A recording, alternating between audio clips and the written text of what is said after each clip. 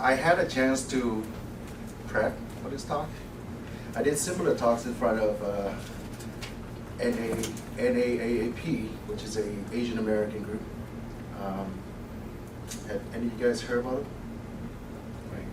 They're a local Asian American group that unites together Asian American, Vietnamese, Chinese, Japanese, Korean, and business leaders, civil leaders come together and encourage voting.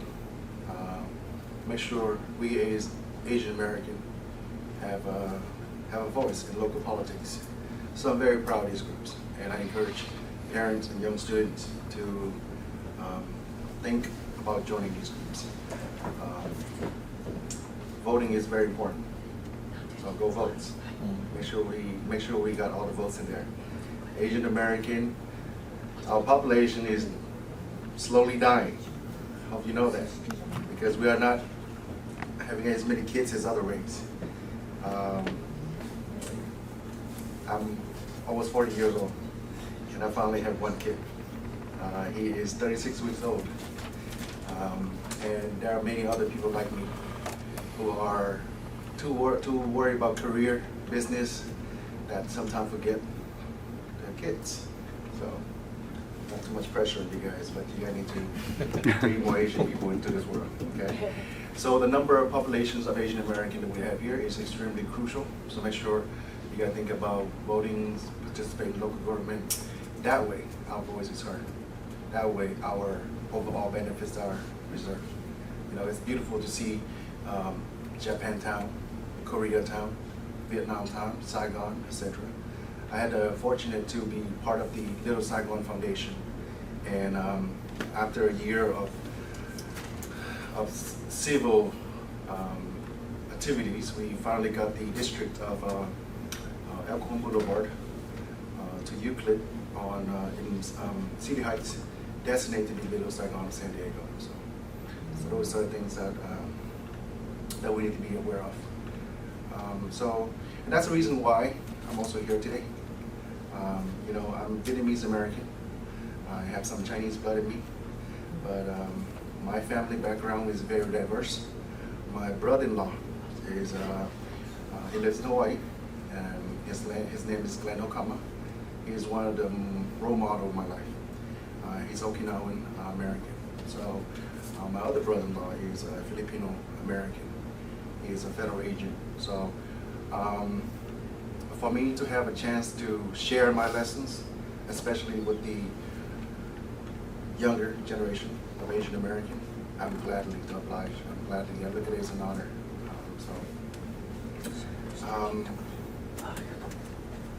I'm glad. I'm guessing I'm transitioning into the talk today. Right?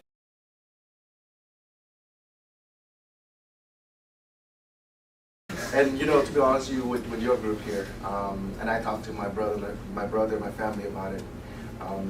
Japanese American it's basically the role model Asian American that everybody looked up to, especially myself. I had the honor to travel to Japan.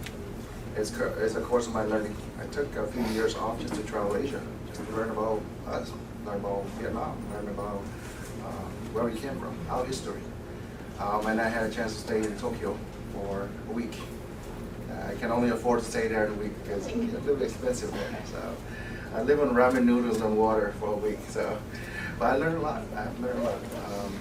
One thing with the Japanese culture, in which I have really appreciate, and I'm trying to instill some of that in me too, is the discipline. The discipline is something that really you guys should be proud of. And I am very honored to be here with you guys today. I am not a teacher. I am not a successful multi-millionaire business individual yet. It's coming, but hopefully it will come soon. I'm here today, like I said earlier, to share my story. I think with us as Asian American growing up here, my story can relate well to you guys, and you know, and hopefully one day you will be inspired, and you will come out there to kick down more barriers, and hopefully you will hold one of these talks in a big old Coliseum, and I'll be one of the attendees listening to your talk. Okay, so again, disclaimer, I'm a professional speaker. I thought about writing this thing down. I thought about structure this talk. I thought about a lot. And in the process of doing it, I did some work. I put some slides together. And I look at it overall, and I realized that part of my uniqueness is the ability to relate to the person I'm talking to. I like to look in the eye. I like to know their name. I like to know their story. And from there, it's easier for us to commingle our experience together. That's why sometimes I talk to Toshi or Kaiko. We had this long conversation about many subjects. And so that's the reason why I stopped myself from structure this talk into like an organized talk. So the first part of it is pretty much my best attempt to make this thing organized. But the second half of it is going to be, free talk. I just open my heart and share my story with you.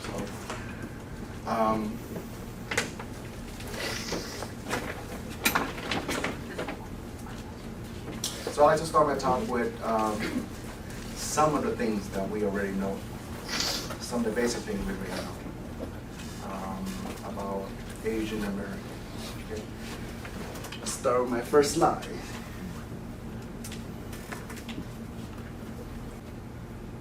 First slides. Asian people, we are good at a lot of things. One of the things that we are really good at is academic. As you can see here, look at the top 5 countries in the world. Top 5. Notice something? All Asian countries. Japan is number 4. Of course, number 12 is Vietnam. So you look at the tops, more than half of the top 12 is Asian countries. So, and that's what we traditionally do well, real well at. To have that discipline to study the book, to have that mental capacity to make breakthrough within whatever hardship that the course of study presents. And we should be very proud of. Every time I see these things, I'm like, yeah, it's my group of people, you know. So that translated to us, to you guys, us as Asian American.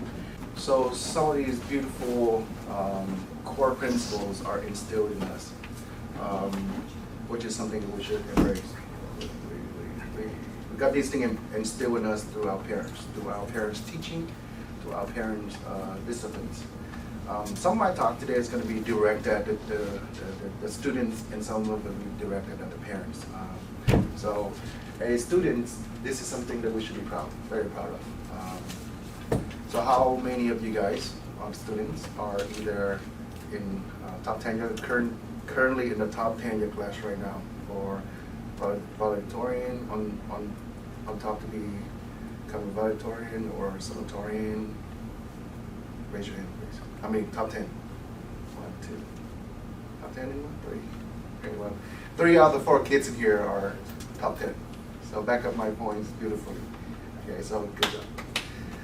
Continue to do good there, and you're making all of us proud. So, and yourself good too. So this is the bad news, unfortunately. This is the phase where, say 15 years ago, I didn't finish top 10. I finished top 12. I did get a chance to make a speech at my high school class.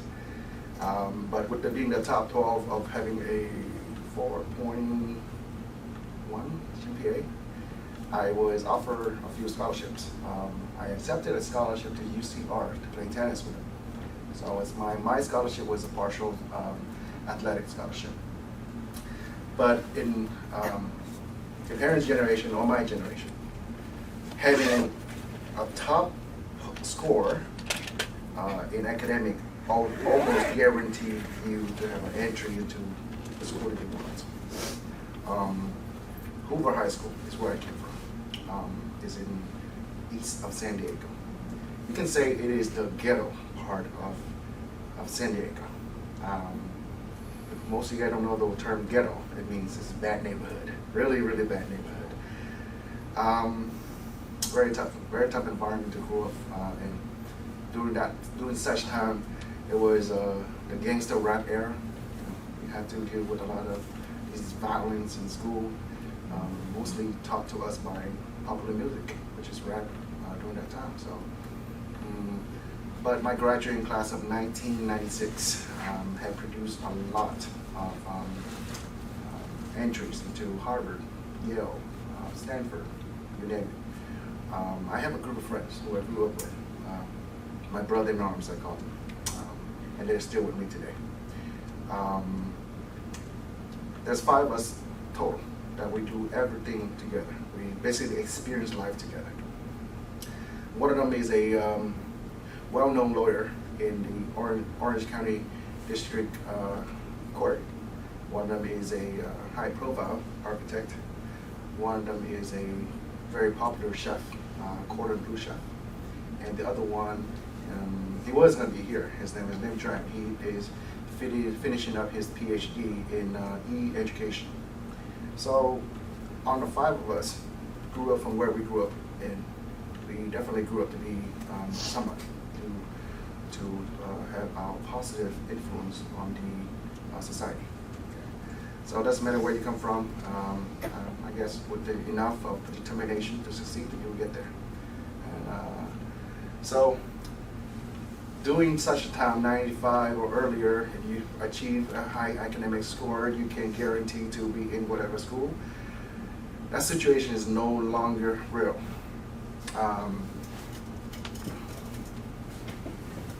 Asian American students, you read that there, they basically expected to outperform their peers of non-Asian American students. SAT score, the students here know well what SAT score means. SAT, ACT is basically the 2 tests that determine your college entry entry. They expect to perform 140 points higher than the white students. The white student is basically the standard measurement. Of course, below it, the expectation to perform more compared to the black or the Hispanics populations are even higher for Asian American students. So, I hate to say it, but we as Asian American or Asian American students are being faulted for being Asian American, for performing well in academics.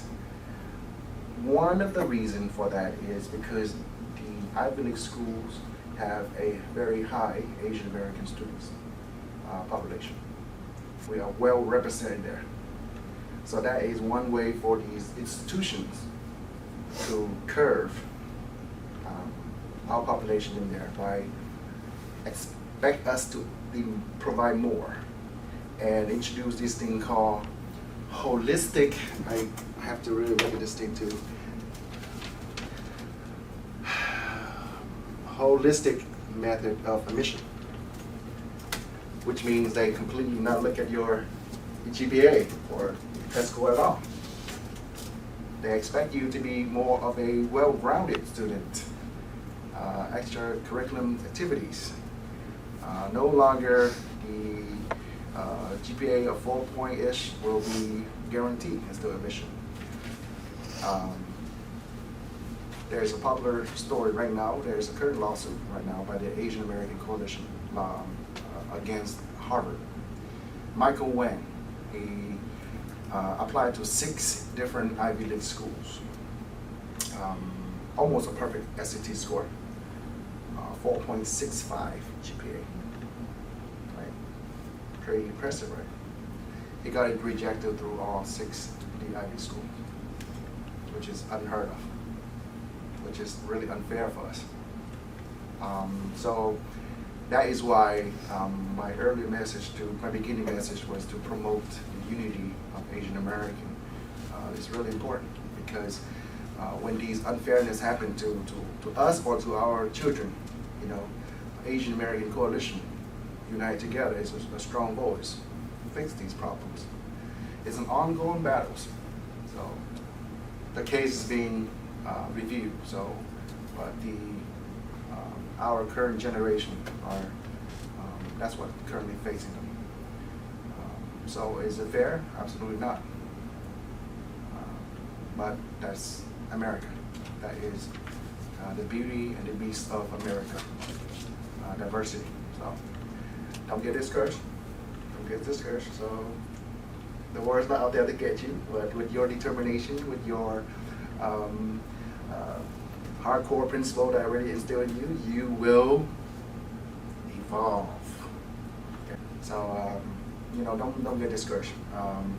And this is the talk today is to make sure we are aware of the situation, make sure we delegate our attention to the right area. Okay. And for the parents to understand what is our children facing. I think growing up in America, especially for me, my parents didn't speak any English. We came over here in 1990. My father was a Vietnam War veteran. So after the Vietnam War, he got locked into the concentration camp, and for political reasons, we immigrated to this country. And my family had 10 children total. I am number 10. I'm Uncle 10, as my family called. My nephew, his oldest, he's 33 right now. And he has a beautiful daughter. Her name is Amy. And I'm a great uncle, so pretty cool. But because of growing up in America with parents that doesn't really understand the society, understand this world. My parents are wonderful. I'm very, very fortunate to have them. They provide with support, love, and everything else I want. But my mom also worked from 7 a.m. to 5 p.m. as a garment in the garment industry. She made $25 a day to help pay for rent. We were on welfare for the first year, and we got on welfare. My mom, my sisters get out there and work. We all live in an apartment, 2-bedroom apartment with 8 people living there.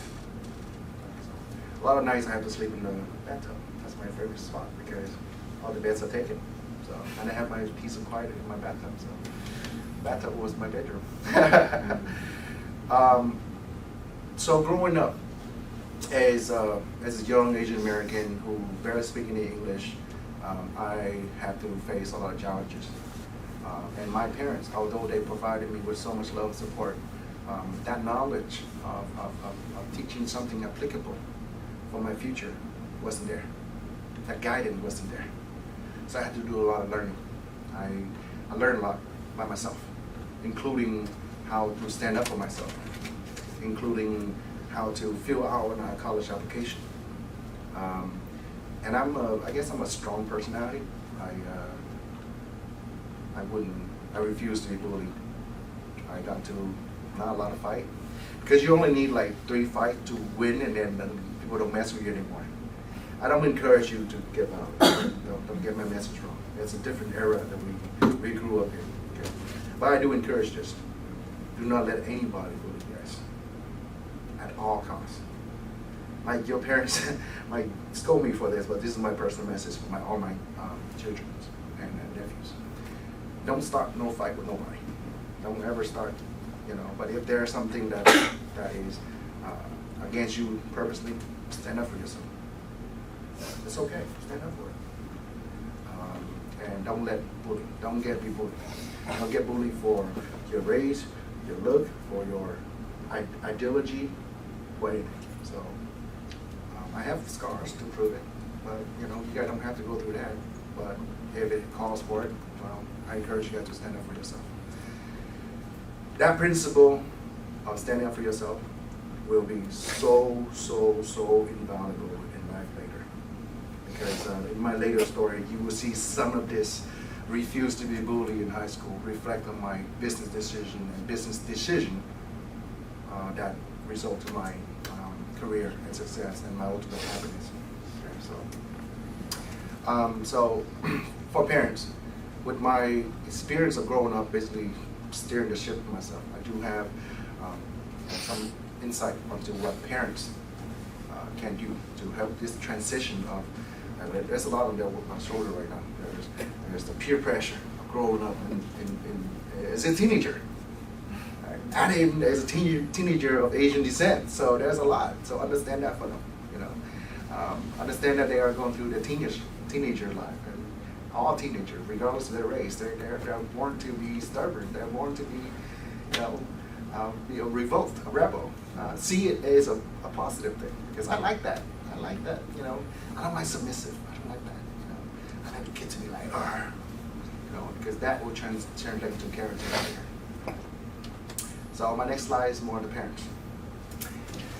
And it's funny because when I was my attempt to put this thing to a structure talk, I Googled certain subject and this thing popped up right away. And it's like, okay, it's perfect. It's perfect for what I want to talk about. Asian parents, your kids are not robots. So, what is considered to be the norm for us Asian American are pretty hardcore for other culture. My account manager, her name is Jill Robertson. She works with me since I started a company, and I love her as my sister. She's a single mom. She has a 11-year-old daughter, and we went to this after-school learning center to help them go solar. And during such process, she learned about the tedious schedule that Asian student American go through, and she was her jaw was on the floor, knowing that every day after school, the Asian student had to spend X amount of hours at these, after school special. And she was, needless to say, she was like, oh my God, that's why you guys are so smart. I was like, oh yeah, we just isn't born with it. It takes hard work from the parents and the students. So that might not be, it still is a very encouraging thing to do. But as this article said, if you want to look up this subject, there's more on this subject discussed. I just cut and paste. But the last sentence basically summarized what I want to say, that kind of part of my talk here today is why not save the money and the outreach and the effort that you're spending on for test-centric stuff, encourage the dreams and the passion of your kids instead. So, dream and passion. So as we discussed earlier to you guys, so the students, all these things are facing against you. Expect to be extra spectacular, even more. What is our way of countering such unfairness, to be honest with you? Well, passion, innovation. Passion and innovation will be the key for you guys to conquer it all. Passion and innovation also will be the key to select the career field that you are going to be happy with. So let me ask the students here. Name the top 3 career that you think is the best to be in. Don't have to name the field, but specifically. What do you think?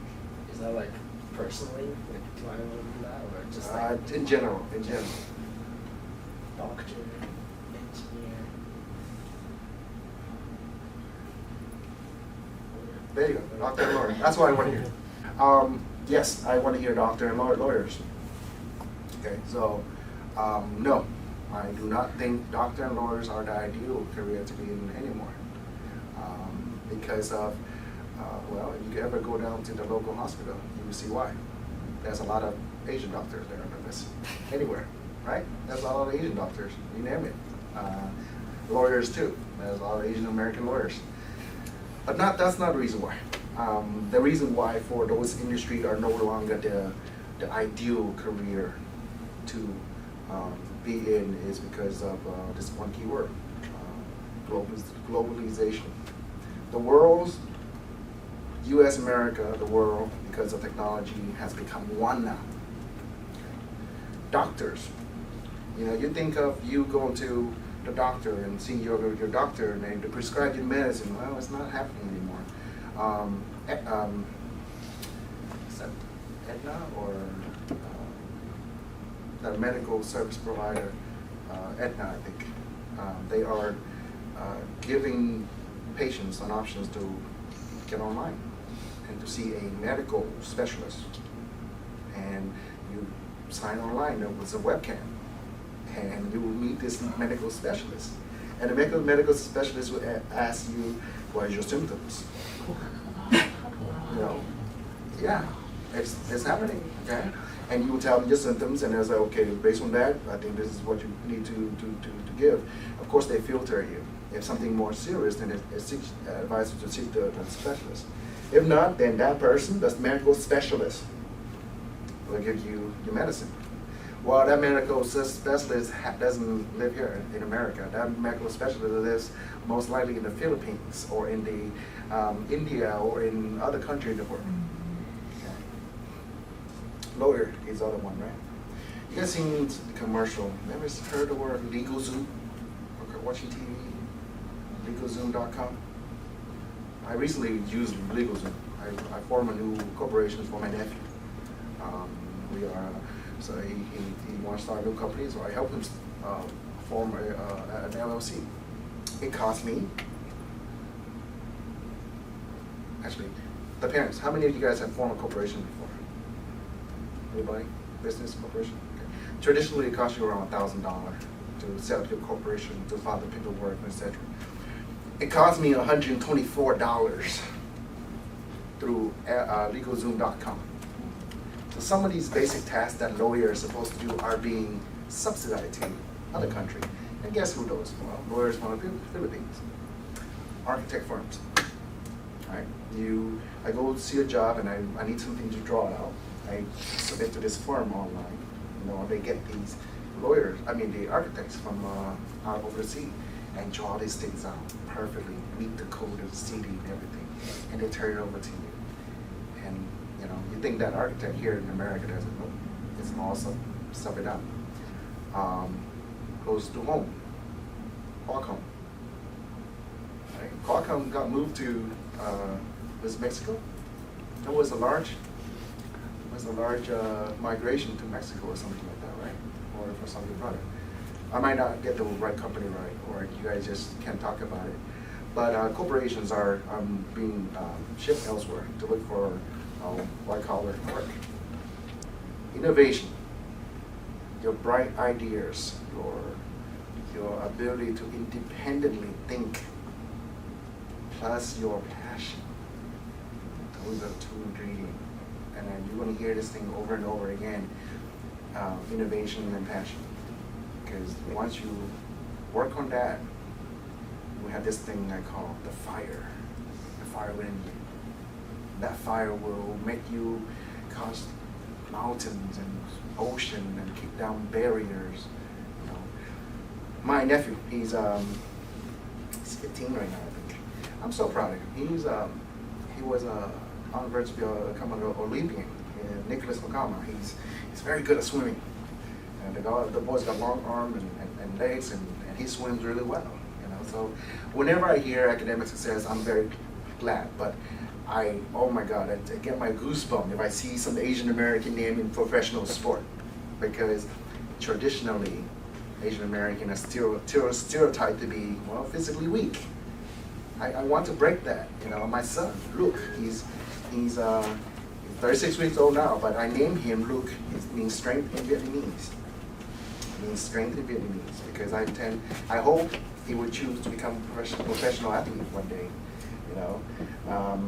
I have a lot of MMA artists that I really follow. And professional sports and Asian representation is something we need more of. I think artists too. So being an artist. My brother-in-law, he's a president. He's a president of the Asian American Authors Association here. His name is Raymond Wong. He just recently published his first book. I Am Not Chinese.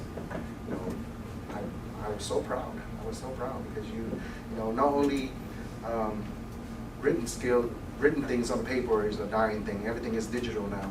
But to have a profession as an author, your parents' story. It's a beautiful story. Somebody got to record it. and preserve it. Once it's in a book, it lasts for generations. So we definitely need more of that. Need more of untraditional career choices. So traditional career choices, traditional career academic achievements, just to kind of summarize up the last 2 points we talked about, translate into traditional career choices. Back then with your parents or my generation's academic achievement turned to a doctor, boom, turned to a very successful life. No longer there. So it's really unfair, but however, that's the reality of it. You know, we have to evolve. Through my struggles, through my self-learning, through all the unconventional way of learning, to generate the knowledge that I need to achieve my dreams. I have identified a few key field of study in which I personally, I believe is instrumental in achieving your future success. This concept of mind field development was first introduced to me in 2005 by a lady named Suzanne Law. Suzanne would be something I would call my sensei, my mentor, my teacher. She was a professional, a professor in an Ivy school, and she does not believe the current educational institution to be up to date. So she left the teaching job, and she formed her own school while playing the advisor role for Fortune 300 company. She's pretty pricey. When I first met her, I had no choice but to pay her for her hourly charge. I think she gave me a discount. It was $250 an hour and 2 hours minimum. So today everybody's going to pay me $100, okay? I'm saying. But Suzanne outlays a lot of these key field of study that one should be zoning in to explore in an effort to develop your mind, to become more balanced. Some of the other subject I will touch base on in a second, but it starts with this one thing: yourself. Okay, it starts with yourself. You gotta understand yourself, your strength and your weaknesses. That's really, really crucial. How did you do this? For me, I was encouraged to find moment alone by myself and really think for yourself. When you're not affected by game or by study or pressure or whatever, it could be in your room. It could be in your room. Just think about yourself and plant that seed in your head, and it will become part of you. What do I know about myself? What am I good at? What are my strengths? It's good to know your strength because you will know how to empower it, so that way your strength will amplify and to grow more. It's good to know your weaknesses because your weaknesses is the thing that everybody have. Nobody is perfect. Everybody have